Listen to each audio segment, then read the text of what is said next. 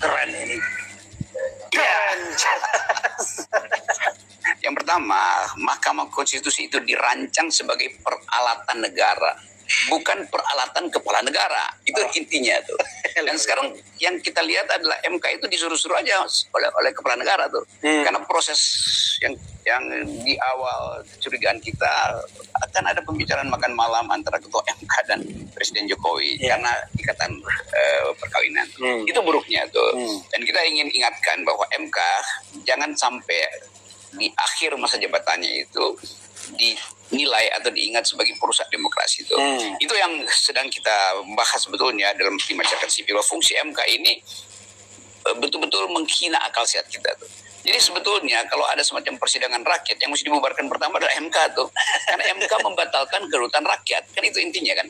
MK lupa bahwa dia udah mengambil keuntungan dari posisi dia sendiri untuk diistimewakan. Nah, sekarang dia mau membatalkan keistimewaan itu. Berarti berlaku juga pada dia kan. Jadi mesti dievaluasi. Dan saya dengar DPR lagi berupaya juga untuk membatalkan atau memakai logika Mahkamah Konstitusi untuk memastikan bahwa Mahkamah Konstitusi ikuti aja lembaga-lembaga yang lain yang sedang dia bela hari ini kan, yaitu 5 tahun tuh.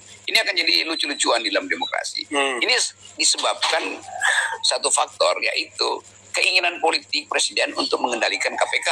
Karena itu peralatan presiden harus dipastikan masih bekerja di tahun politik. Jadi semua isu tentang ya ini soal judicial review basisnya udah bukan.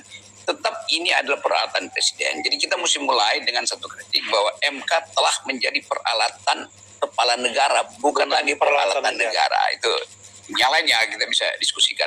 Tapi yang inti sekarang rakyat mesti tahu bahwa termasuk bocoran atau semacam analisis dari awal bahwa MK pasti akan meloloskan soal sistem pemilu itu, dan itu memang bukan wilayah MK. Tetapi karena ini pesanan politik untuk memungkinkan Presiden Jokowi regain political power dia itu, hanya ini caranya tuh, supaya nanti masih ada kerusuhan sedikit, ada basa-basi, ada kasakusuk, dan partai-partai yang sebetulnya potensial untuk beroposisi juga bisa dibajak oleh pemerintah. Keinginan DPR untuk meneruskan posisi dia tanpa ada pemilu itu menguntungkan secara material, gajinya nggak berubah tuh. Jadi semua ini adalah permainan yang kotor, dan itu yang merusak demokrasi. Yang belum selesai kegelisahan Presiden Jokowi, kan itu dasarnya kan. Jadi selama Presiden tidak legowo dan menganggap bahwa dia berhak untuk jadi kingmaker pada semua kesempatan politik, itu menunjukkan dia gelisah sebetulnya.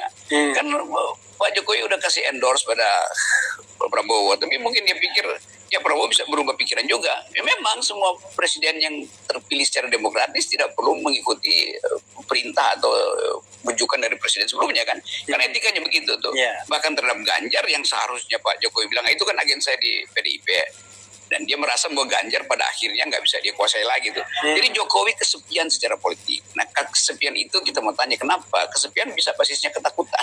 Kan itu dasarnya. Kalau kesepian basisnya adalah wisdom, kebijaksanaan, maka dia akan bilang silahkan jalan, saya memantau dari belakang. Ini adalah kesepian presiden karena takut ada problem hukum setelah dia lengser. Tapi ada kesan kan sebenarnya state captures ya. Semua lembaga-lembaga negara ini disandra oleh kekuasaan. KPK disandra, MK disandra, bahkan partai politik non-state institution pun disandra semuanya. Lalu tiba-tiba kok kekuasaannya takut sendiri gitu. Jadi dia menguasai semua institusi, dia mengambil alih semua wacana. Tetapi kok dia merasa dia takut sendiri, akhirnya gimana? Kalau kelihatannya dia merasa bahwa ada kepura-puraan dari orang yang dia sandra. Jadi sebetulnya menyandra itu kan harus ada bukti bahwa kekuasaan penyandra itu ada di atas kekuasaan yang tersandra. Nah sekarang itu sama seperti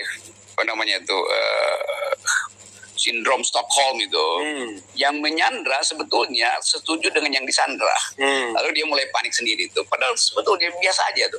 Nah keadaan ini yang menunjukkan di dalam banyak analisis Jokowi tetap takut. Dia sebagai penyandra, tapi dia takut disandra balik ketika kekuasaan berubah.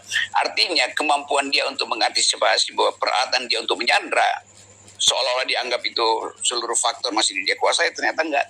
Jadi grip atau grab Presiden Jokowi terhadap permainan politik yang dia rancang sendiri hilang di tengah jalan. Dan kita tahu bahwa dia nggak bakal diapa-apain, tapi justru kalau dia masih cawe-cawe dia bakal diapa-apain. Kan terlihat semakin Jokowi ingin mengendalikan politik, semakin orang tahu berarti ada problem tuh. Kalau dia legowo tadi ya orang anggap akan ada persoalan bangsa ini bangsa. Maaf, tetapi di dalam pikiran Jokowi nggak mungkin itu terjadi karena perubahan politik bisa berjalan di luar yang dia bayangkan.